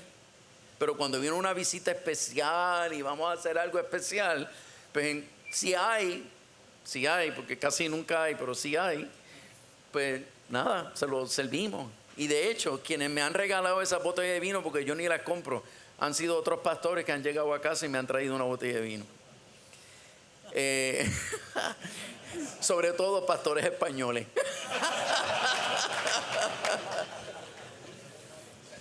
en esa pregunta hay que aplicar el factor de prudencia. Recientemente, ayer o antes de ayer, un miembro de esta iglesia que yo quiero mucho, que es un hombre muy bueno, un hombre de Dios, me hizo esa pregunta. O sea, yo no quiero que el día de mañana mi hijo llegue a mi casa porque se tomó 4 o 5 cervezas, y con qué moral yo le voy a decir que eso no se hace si mi casa yo tengo llena de botellas de alcohol. En ese caso tenemos que ser sabios y aplicar el factor de prudencia. Si hay algo que yo detesto como pastor de esta iglesia, he visto mucho eso, el problema de alcoholismo en las familias, cómo destruye los matrimonios, cómo destruye los hijos. Escuchamos el testimonio anoche de Alex, su papá borracho. O sea, el alcohol es algo peligroso. El alcohol es algo peligroso, y la adicción al alcohol es más difícil que la adicción a la droga. Como dijo el pastor Rey Matos, no hay nada malo si usted va a cenar, tomarse una copa de vino, no hay nada malo. No hay nada malo tampoco si hace una fiesta o una boda y celebra con champaña, no hay nada malo. Pero en el momento que ya se convierte tu casa en un almacén de alcohol, en el momento que tú coges la costumbre de toda la semana tomar cerveza, en el momento que tú te dejas influenciar por el mundo, que todo el día el whisky, eso sí es malo. Esa parte sí es mala. Entonces, como dijo el pastor Rey, hacemos las cosas con prudencia, con sabiduría. No nos podemos ir a los extremos del legalismo. Pero yo me preocupo mucho por el ejemplo que yo le quiero dar a mis hijos. Por eso en mi casa yo no tengo nada. Me han regalado botellas de Prosecco. Me encanta el champán, me encanta el Prosecco. Cuando voy a Argentina me regalan los vinos de Argentina, que son espectaculares. Pero lo tomo en una cena o cuando llega un amigo, pero no hago un hábito de estar buscando alcohol ni de comprar alcohol, y mucho menos coleccionar alcohol en mi casa, no. ¿Les respondimos la pregunta? Ok, muchas gracias.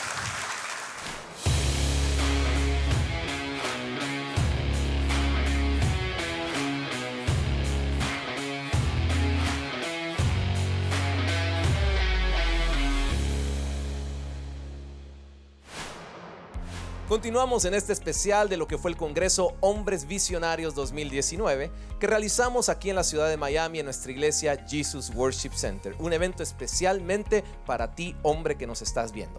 Y ahora vamos a ir a escuchar a alguien muy especial. Se trata de Alex Campos, uno de los intérpretes de música cristiana más populares, pero quizás nunca lo has escuchado en lo íntimo, nunca has escuchado lo que hay en su corazón. Y él se abrió completamente a contarnos su historia en medio de este congreso. Cientos de hombres estábamos escuchándolo, muchas lágrimas cayeron. Fue muy especial la forma en que él nos contó todo lo que ha atravesado y cómo Dios ha obrado en su vida hasta el día de hoy. Quiero que pongas mucha atención porque su testimonio, su historia seguramente tiene que ver con tu historia y lo que Dios quiere hacer a través de ti. Así que vamos con Alex Campos. Yo toda mi niñez, toda mi adolescencia viví sin esperanza, viví sin un propósito. Creí que no tenía opción alguna de poder ser algo, de poder ser alguien en la vida. Mis papás se separaron, no se separaron, mi papá abandonó a mi mamá, la dejó con 4 hijos, yo soy el mayor de 4. Eso obviamente a mi mamá la destrozó. Tratar de sacar a sus 4 hijos adelante fue algo muy difícil, al cual yo tengo que honrar y bendecir, porque tengo una mamá valiente que se levantó como mujer cabeza de hogar para sacar a sus 4 hijos.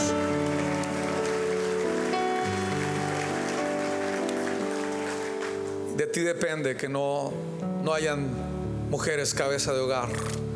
De ti, hombres. Por eso estás aquí. Obviamente mi mamá tomó el papel de papá y yo tomé el papel de mamá. Yo era el mayor, así que me tocaba cocinar, arreglar la casa y ayudar a levantar a mis 3 hermanos. Pero fueron días tristes. Yo amaba a mi papá.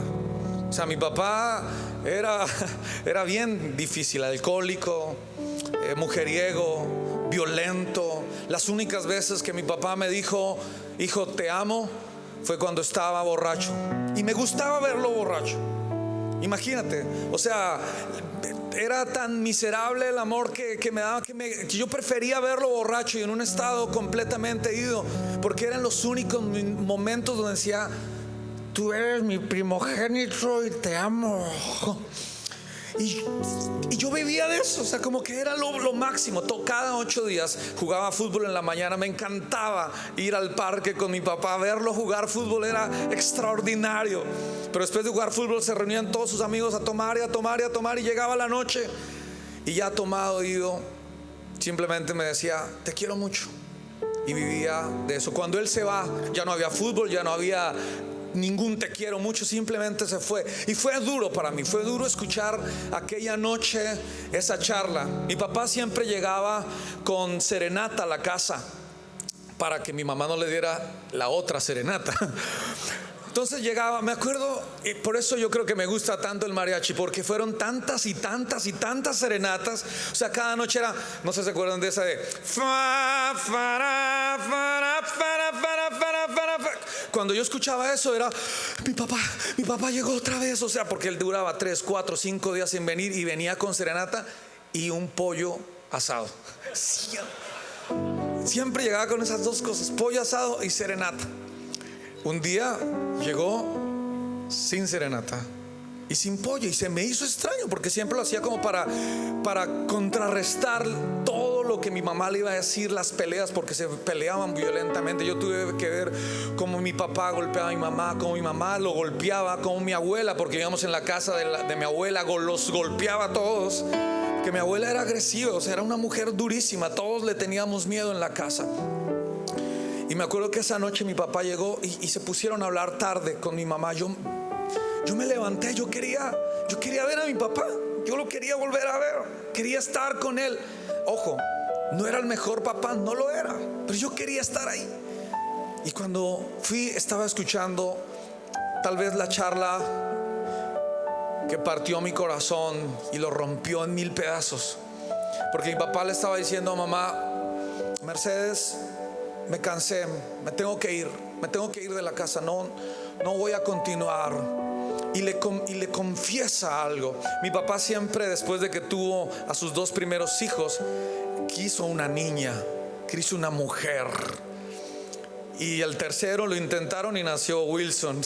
Quisieron volverlo a intentar y nació, bueno, no sé si lo intentaron, porque con ese desorden que vivían ni siquiera lo programaban. Pero fuimos 4 hombres. Y él siempre en su cabeza era: bueno, que la niña. Y de repente en aquella charla dice: mira, estoy saliendo con alguien, estoy con otra mujer, y ella está embarazada de una hija. Y cuando yo escuché eso, fue lo último que quise escuchar. Me acuerdo que simplemente fui al cuarto donde estaban mis hermanos. Dormíamos en camarotes. Yo me arropé porque no quería despertar a nadie, y lloré toda la noche, porque mi papá prefería irse por el amor de una niña y abandonar a su primero, al que más amaba, porque era lo que yo sentía.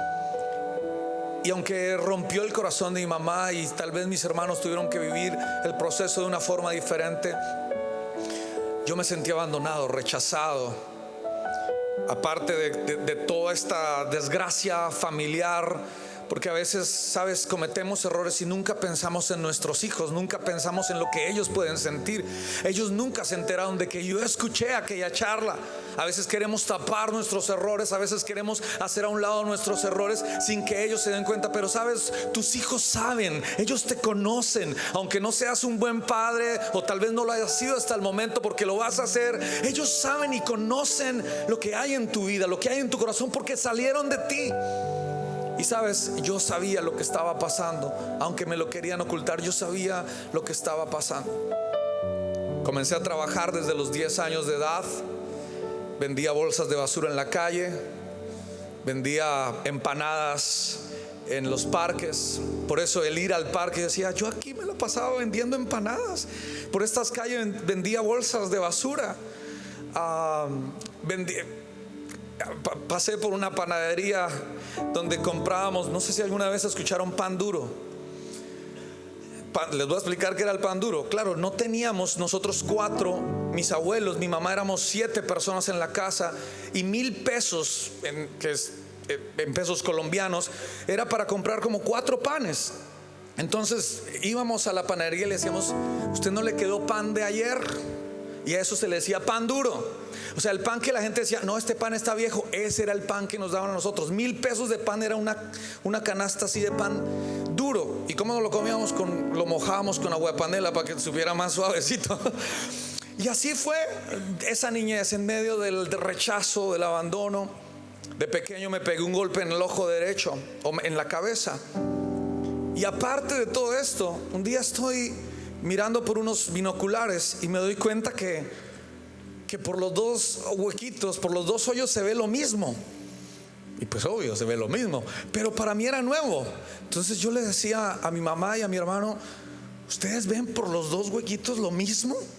Me decían: ¿cómo así? Decía: pues es que... Y yo hacía esto. Qué ilógico que esté a lo mismo, debería haber algo diferente. Claro, se dieron cuenta que yo no veía por el ojo derecho, que algo estaba pasando con mi ojo derecho. Entonces imagínate, abandonado, rechazado y tuerto. Yo escribí un libro donde le pongo al capítulo: yo no soy un pirata, porque todos en el colegio me decían pirata. Ahí viene el pirata Campos, ahí viene el pirata Campos, porque yo no veía por el ojo.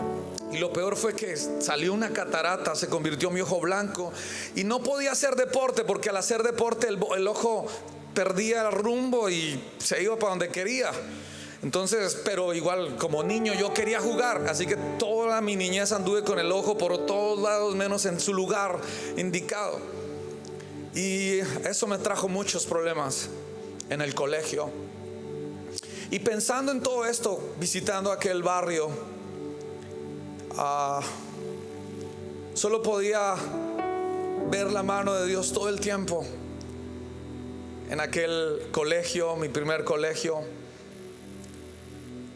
el entender que aunque todo mi entorno, toda mi pasado, aún el presente, me decía: Alex, no tienes nada para hacer en la vida, eres un rechazado, eres un don nadie, nadie te ama, te abandonaron. Pero sabes, en el cielo se había escrito algo diferente. En el cielo alguien había escrito algo diferente. Cuando el silencio llegue otra vez, no tendré miedo, yo sabré que en tus manos estaré, y allí confiado viviré, y en mi silencio te diré: eres mi todo, mi Edén. Sobran palabras, sé muy bien que con mi vida te amaré.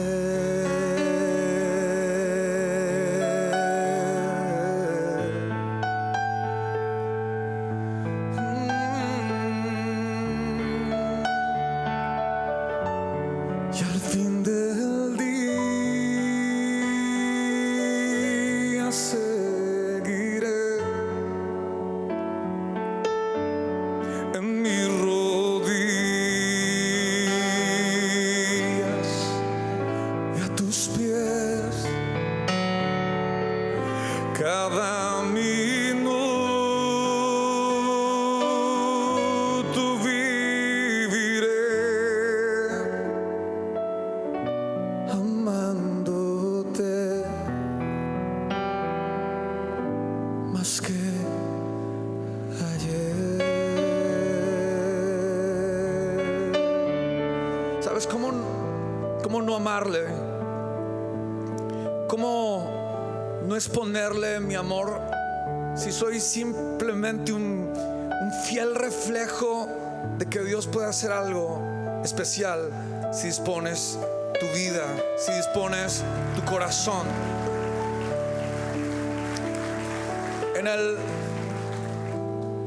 En el segundo piso donde vivíamos con mis abuelos, porque todos vivíamos juntitos en el garaje, me acuerdo que vivían unos cristianos evangélicos. y eran bien intensos. O sea, intensos era que tomaban a mi abuelita, que era la cabeza de todo. Mandaba a mi mamá, a mi abuelo, nos mandaba a nosotros y se encargaban de ella. Señora María, tiene que ir a la iglesia, tiene que ir a la iglesia. Y mi abuela, bien católica, radical, igual no íbamos a ninguna iglesia, pero pues éramos católicos. Y no, nunca, hasta que un día dijo: estos intensos evangélicos, ya, les voy a decir que sí, y los sacamos. Y fuimos a la iglesia. Y me acuerdo que en aquella iglesia Dios tocó la vida de mi abuela de una forma sobrenatural. Así que comenzamos a ir a la iglesia cristiana. Y ahí iba yo con mis abuelos a la iglesia cristiana. Y un día, en medio de la iglesia, me acuerdo que estaba en la parte de atrás, y me quedé mirando una luz, un bombillo. Nadie estaba a mi alrededor, todo el mundo estaba saltando, todo el mundo estaba cantando. Tenía 12 años de edad cuando le dije, fue mi primera conversación con Dios. Le dije: Dios, si tú existes, si tú eres real, ¿por qué te llevaste a mi papá? ¿Por qué mi papá no está aquí? ¿Sabes? Ese era el problema de mi corazón, el faltante de mi papá. Me acuerdo que comienzo a llorar. Nadie estaba a mi alrededor, nadie me impuso las manos, no pasé adelante, simplemente estaba ahí atrás. El chico tímido, del ojo torcido, abandonado, que nadie lo escogía para algo especial. Ahí estaba, pero él estaba ahí y yo comienzo a llorar. Y me acuerdo que le digo: bueno, si tú eres real, si tú eres tan real, ven y sé mi papá. Ven y enséñame a jugar fútbol. Ven, yo quiero que vayas al colegio conmigo. Estoy ya cansado de estar yendo solo y ver a mis amigos con sus papás. Yo no tengo papá. Ven y toma el lugar de mi papá. Y comienzo a llorar y comienzo a sentir la presencia de Dios de una forma tan impresionante y tan fuerte. Comienzo a sentir que alguien me está abrazando en esa mañana, porque era una reunión de mañana. Y comienzo a sentir que el amor de Dios estaba allí, diciéndome: Alex, yo seré tu papá, yo voy a ser tu papá, yo voy a caminar contigo, yo voy a cuidar de ti. Y ese día inicié sin mayores palabras, sin canciones, sin nada, mi caminar con Jesús. Y sabes, uno diría: ya comienzo a caminar con Dios y todo es color de rosa. No. Como que a veces conocer a Dios implica que lo pienses bien. Caminar y recorrer los procesos de Dios implica que lo pienses bien. Y sabes, yo tenía apenas 12 años, pero Dios comenzó y quiso comenzar conmigo desde bien pequeño lo que iba a hacer. El diablo quiso siempre destruirme, siempre quiso pisotearme. Siempre, desde que comencé a discernir las cosas espirituales, entendí que me volví una amenaza para él. Tú eres una amenaza. Tú eres una amenaza para el reino de las tinieblas. Cuando tú decides caminar bajo la sombra del Altísimo, te conviertes en una amenaza para él. Y yo comencé a sentir esa onda de la amenaza del enemigo. El enemigo quiso levantarse a los 13 años en mi vida. Me acuerdo que en la parte de afuera de la iglesia se reunían vendedores ambulantes. Te vendían empanadas, perros, choripán, que vamos a comprar ahorita al final. Me regalaron un poquito de agua. Es que me acabaron de poner brackets y me siento raro con estos brackets. Ok. Y uno de ellos se ganó mi confianza. Yo comencé a ayudarle, 13 años de edad tenía, comencé a ayudarle. Y él me dijo: oye, ¿por qué no vas a la casa y me ayudas a hacer estas empanadas, a hacer todo esto? Y te doy por cada fin de semana $1,000. O sea, era un día de pan. Entonces yo le dije a mi mamá: Sí, yo le dije, mamá, este señor me está invitando a su casa. Y parecía bien, o sea, se veía bien, hablaba cristiano, hablaba de las predicaciones. Y así que mi mamá dijo, va, o sea, ayúdale y eso nos va a ayudar a nosotros. Yo me iba los viernes, los sábados en la noche, trabajaba la tarde del sábado, dormía en su casa y a las 3:30 de la mañana nos levantábamos con un carrito para ir a venderlas en la iglesia. Eran varias reuniones, así que todo el día estaba ayudándole allí a vender las empanadas. Iba a una de las reuniones y todo el resto del día estaba vendiendo empanadas. Pero cuando estoy en su casa, comienzo a notar que no era lo mismo que en la iglesia, o que a la afuera de la iglesia, porque realmente nunca lo vi dentro de la iglesia, siempre estaba afuera. Comienzo a escuchar conversaciones que me comenzaron a asustar, pero era apenas un niño de 13 años. O sea, yo nunca había hablado de muchos temas que él comenzó a hablarme. Y ahí solo con él me comenzó a envolver. Me dijo, te voy a enseñar algo que todos sus papás hacen con sus hijos. Pero sabes, yo no tenía un referente porque mi papá ya había años que se había ido. Y este personaje abusó sexualmente de mí aquella noche. Marcó mi vida y me destrozó de una forma que comencé a caminar con temor, con terror. El estar acercándose a Dios, o el estar acercándome a Dios, se distorsionó por completo. Porque sabes, muchas veces comienzas o vas a caminar con el Señor y muchas veces van a venir cosas tan fuertes a tu vida que van a distorsionar tu visión y tu caminar, y van a distorsionar el amor de Dios. Y aquello marcó mi vida. Yo no sabía cómo decirle a mi mamá que no quería volver allá. Si le decía a mi mamá, ella iba a querer averiguar qué era lo que había pasado. Y yo no quería que nadie supiera, porque cuando pasan cosas como esas no quieres que nadie lo sepa. Así que duré 2, 3 fines de semana más, y cada fin de semana duraba hasta la tarde de la noche, porque no quería entrar a aquel lugar, pero no tenía dónde dormir. Así que por querer tener un techo donde dormir, tenía que volver a entrar y volver a vivir lo mismo cada fin de semana. Hasta que un día me cansé y dije, no más, no quiero más, ya no aguanto más esta presión. Y le dije, mamá, no quiero volver más a esa iglesia, yo no quiero ir más a la iglesia, no quiero ir más a la iglesia. Y mi mamá dice, pero ¿qué pasó? ¿Por qué si estabas tan animado? No quiero volver a la iglesia, no quiero volver a trabajar con este señor. Ella quiso ir, fue, habló con el Señor, averiguó. Él obviamente no le contó nada. Y yo no quise volver. Me castigaron, querían que yo fuera obligado, pero no quise volver. A mí me daba terror pasar cerca a ese barrio, cerca a esa colonia, no, porque sabía que por ahí podía estar cerca de él y me podía hacer daño.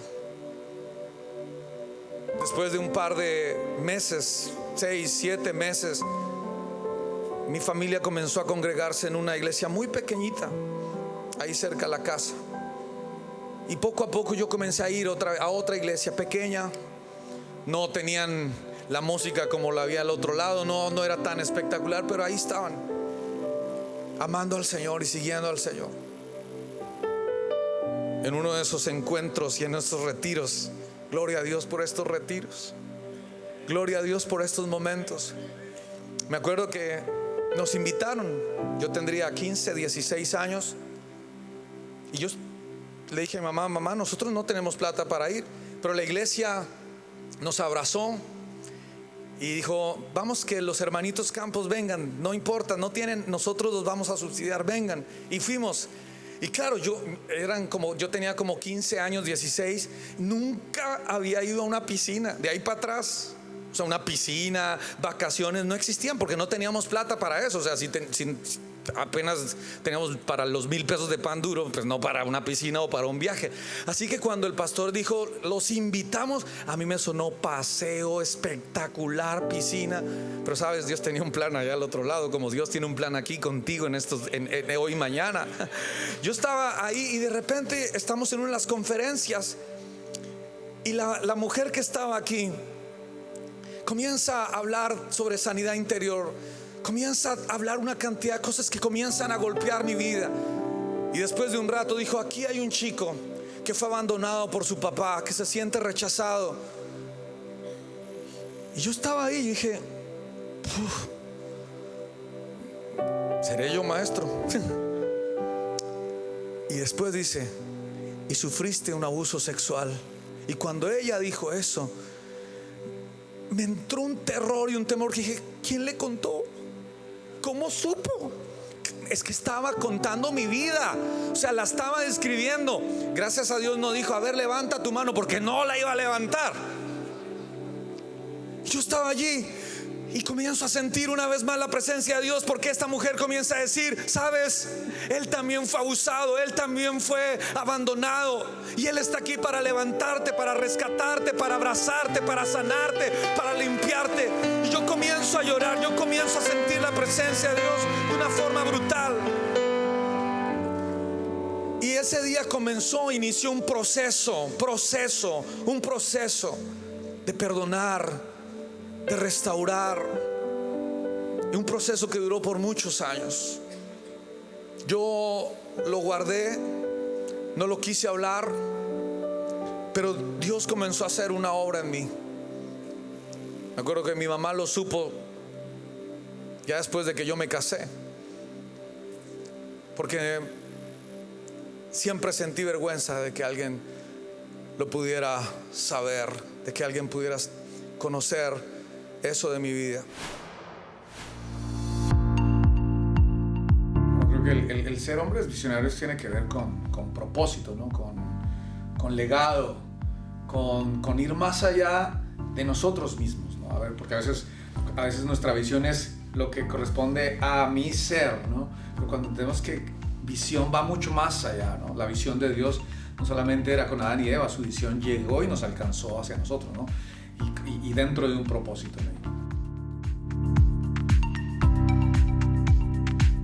Un Dios de lo imposible, un Dios que renueva, que rescata, que lo hace y lo olvida todo el pasado, olvida todo lo oscuro, olvida todos esos días que a veces vienen a la cabeza de uno y el enemigo quiere utilizarlos para decir: no eres capaz, nunca lo vas a lograr. No.